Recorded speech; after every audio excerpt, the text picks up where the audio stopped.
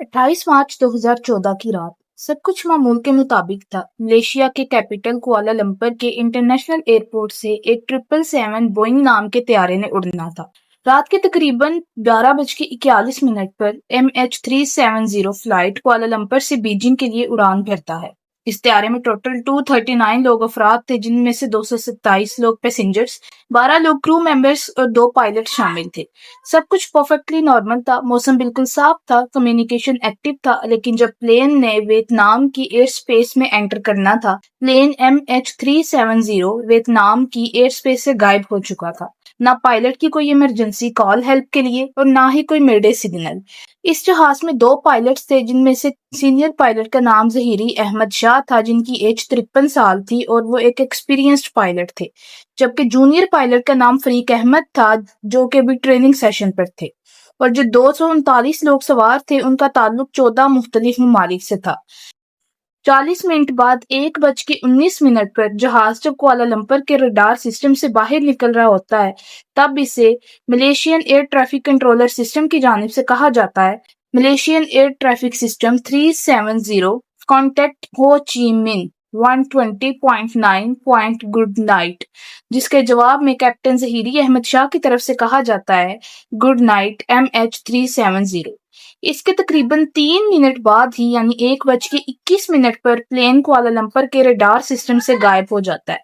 जिस वक्त ये प्लेन गायब होता है, उस वक्त प्लेन की लोकेशन थी साउथ चाइना सी के ऊपर। इस वक्त कैप्टन ज़हीरी की तरफ से मलेशियन एयर ट्रैफिक कंट्रोलर को भी ये इन्फॉर्म किया जाता है कि हम इस वक्त 35,000 फीट की बुलंदी पर हैं और सब कुछ सही जा रहा है। जब ये प्लेन मलेशियन रडार से गायब होता है, तो मलेशियन एयर ट्रैफिक कंट्रोलर को लगता है कि प्लेन MH370 अब शायद वियतनाम के रडार सिस्टम में दाखिल हो चुका है, मगर ऐसा कुछ नहीं होता। दूसरी तरफ वियतनाम की एयर ट्रैफिक कंट्रोलर को कुछ देर बाद, जब थोड़ी देर बाद एहसास होता है, तो वो चेक करते हैं और चेक करने पर उन्हें कहीं भी प्लेन रडार सिस्टम में नहीं मिलता।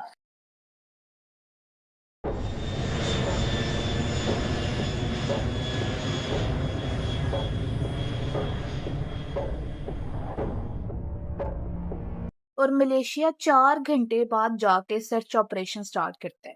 प्लेन के गायब होने के कुछ ही अरसे बाद मिलिट्री रडार की जानिब से डाटा शेयर किया गया, जिसके मुताबिक प्लेन ने 1:21 पर 180 डिग्री का टर्न लिया था, जिसमें प्लेन ने मलेशियन पेनिनसुला को क्रॉस करके इंडियन ओशन की तरफ फ्लाई किया था, जो कि अपने आप में एक मिस्टीरियस बात थी।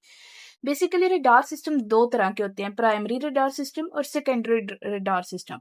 प्राइमरी रडार सिस्टम को मिलिट्री रडार्स भी कहा जाता है, और ये वो होते हैं जो कि प्यारे गुम जाते हैं, जो जहाज गुम जाते हैं, उनको ढूंढने के लिए इनका यूज किया जाता है। जबकि secondary radar system air traffic controller systems में यूज होते हैं, और ये ट्रांसपोंडर के बगैर किसी भी जगह की लोकेशन को, किसी भी जहाज की लोकेशन को लोकेट नहीं कर सकते। इसके अलावा ये देखा गया कि प्लेन MH370 तकरीबन 6 घंटे तक मजीद फ्लाई करता रहा और तकरीबन सुबह 8:30 के करीब इंडियन ओशन के ऊपर इसकी लास्ट लोकेशन मौसूल हुई। एरोप्लेन की लोकेशन इंडियन सी बताई जा रही थी, मगर इतने बड़े एरिया में एग्जैक्ट लोकेशन बताना जरा मुश्किल था। सैटेलाइट के डाटा से जब पता चला कि साउथ चाइना सी के ऊपर से 180 डिग्री का टर्न लेने के बाद MH370 ने सैटेलाइट से कांटेक्ट करने की कोशिश की, पायलट ऑटोमेटिक कनेक्शन के थ्रू या कॉन्टैक्ट के थ्रू, मगर ये कॉन्टैक्ट या ये कनेक्शन सिर्फ वन साइडेड था, यानी कि प्लेन की तरफ से जस्ट कम्युनिकेट करने की कोशिश की गई थी, इससे ज़्यादा कोई डाटा ट्रांसफ़र नहीं हुआ था, जिसकी वजह से प्लेन की एग्जैक्ट लोकेशन का पता लगाया जाना बहुत मुश्किल था।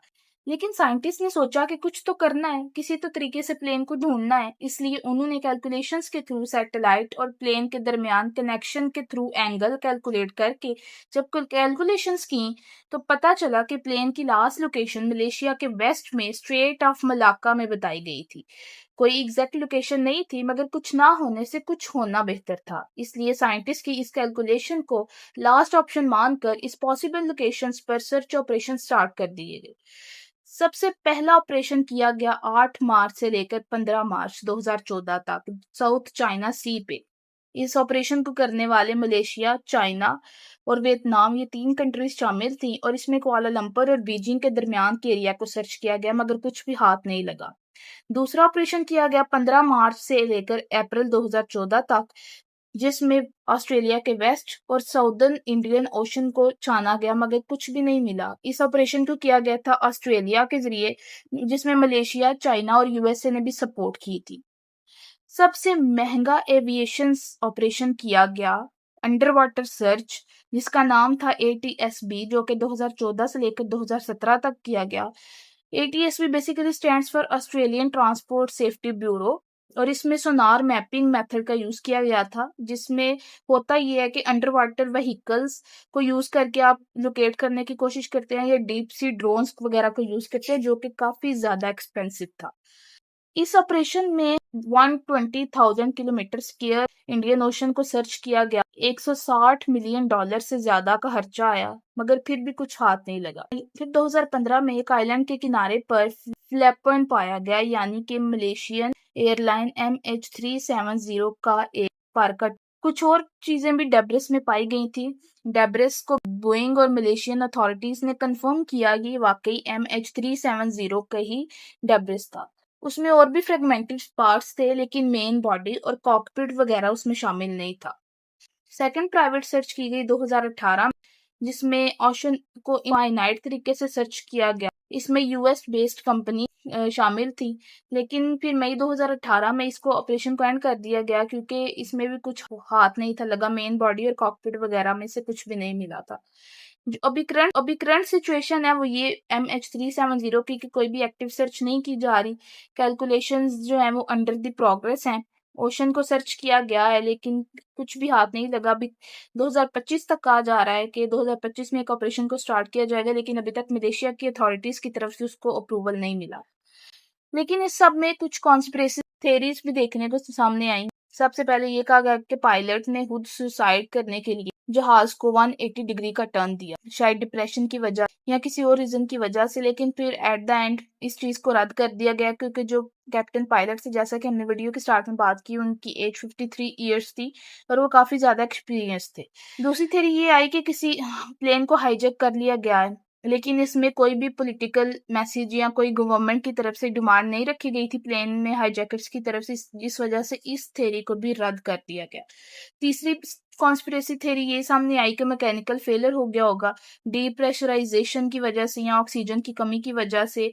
ऑटो पायलट ऑन हुआ और ऑटो पायलट ऑन होने की बेस पे ही जब पायलट्स बेहोश हो गए, पैसेंजर्स बेहोश हो गए, तो प्लेन ने 180 डिग्री का यू टर्न लिया और वो इंडियन ओशन के ऊपर जाकर कहीं गायब हो गया। उसका फ्यूल खत्म हुआ और वो कहीं क्रैश कर गया, जिसकी वजह से उसका कुछ डेब्रिस के पार्ट जो है वो एक आइलैंड के शोर पे भी मिले थे 2015 में। लेकिन फिर इस थ्योरी को भी एट द एंड कोई सच एविडेंस नहीं था, सो इस थ्योरी को भी मानना काफी मुश्किल था। अगर हम खुद इमेजिन करें तो मेरी इमेजिनेशन और मेरी रिसर्च का डाटा जो है वो यही कहता है कि मैकेनिकल फेलियर हुआ होगा, जिसकी वजह से किसी वजह से प्लेन में ऑक्सीजन की कमी हुई होगी और पायलट्स और पैसेंजर्स बेहोश हुए होंगे, और ऑटो पायलट ऑटोमेटिकली ऑन हो गया और ऑटो पायलट की बेस पे प्लेन काफी घंटे चलता रहा, जिसकी वजह से उसने खुद ही यू टर्न 180 डिग्री का लिया अपने रास्ते से और वो ओशन की तरफ चला गया। कब चलते चलते वो तब तक चलता रहा प्लेन, जब तक ऑटो पायलट की मोड पे तब तक चलता रहा जब तक उसका फ्यूल खत्म नहीं हुआ। जैसे ही फ्यूल खत्म हुआ वो कहीं जाके क्रैश कर गया, जिसकी वजह से उसकी बॉडी नहीं मिली, कॉकपिट नहीं मिला, मेन बॉडी नहीं मिली, लेकिन जो कुछ डेब्रिस है उसका प्लेन का वो उस आइलैंड के शोर पे 2015 में पाया गया। अभी फ्यूचर में हमें कोई पता नहीं कि इस MH370 की कहानी को कहाँ तक ही लेके जाता है, और इस पे अथॉरिटीज अगेन रिसर्च ऑपरेशन करती हैं, but this is one of the most mysterious case of the Malaysian airlines as well as the aviation history. So आप इस बारे में क्या सोचते हैं, कमेंट सेक्शन में जरूर बताइएगा। अब तक के लिए इतना ही, मिलते हैं नेक्स्ट वीडियो में, तब तक के लिए अल्लाह हाफिज।